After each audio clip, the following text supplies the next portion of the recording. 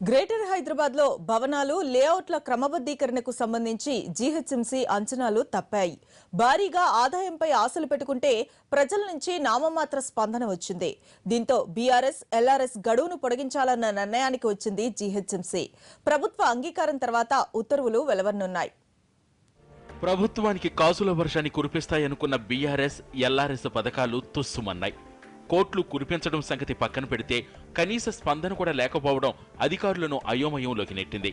ప్రయోగాత్మకంగా ఆన్లైన్లో ప్రవేశపెట్టడంతో పాటు పారదర్శకత కోసం సర్కిళ్ల వారీగా హెల్ప్ డెస్క్లు ఏర్పాటు చేసిన ప్రజల నుంచి అంతంత మాత్రం స్పందనే వస్తోంది. భవనాలు, లేఅవుట్ల క్రమబద్ధీకరణ కోసం యజమానులు క్యూ కడతారన్న జీహెచ్ఎంసీ అంచనాలు తప్పాయి. కొన్ని సర్కిళ్లలో ఆన్లైన్ ద్వారా ఒక్క అప్లికేషన్ కూడా రాలేదు. బీఆర్ఎస్, ఎల్ఆర్ఎస్ వల్ల దాదాపు 800 కోట్ల రూపాయలు ఆదాయం వస్తుందని జీహెచ్ఎంసీ భావించింది. అయితే అర్థం కాని నిబంధనలతో దరఖాస్తు చేసుకునే వారి సంఖ్య తగ్గుతుండటంతో టార్గెట్ రీచ్ కాలేమేమోనని అధికారులు ఆందోళన చెందుతున్నారు.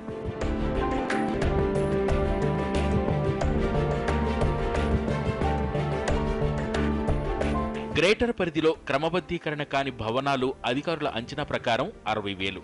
అనధికారికంగా వీటి సంఖ్య 1,00,000కు పైనే. 2007లో బీఆర్ఎస్, ఎల్ఆర్ఎస్ ప్రకటించినప్పుడు వేలాది భవనాలు క్రమబద్ధీకరించారు. మరో 20,000 అప్లికేషన్స్ పెండింగ్లో ఉన్నాయి. అప్పుడు కేవలం నెలలోనే 50,000కు పైగా అప్లికేషన్లు వచ్చాయి. ఈసారి నెల దాటినా వచ్చిన అప్లికేషన్లు కేవలం 6,000. దీంతో జీహెచ్ఎంసీ అధికారులు అప్రమత్తమయ్యారు. ఈ పథకాలపై అవగాహన తేవడం కోసం బుక్లెట్లు ప్రచురించారు. అయినా ఉపయోగం లేకపోయింది. దీనికి తోడు అధికారులు ఎన్నికల నిర్వహణలో నిమగ్నం కావడంతో ప్రజలకు ఉన్న అనుమానాలు తీర్చేవారు కూడా అందుబాటులో లేకుండా పోయారు.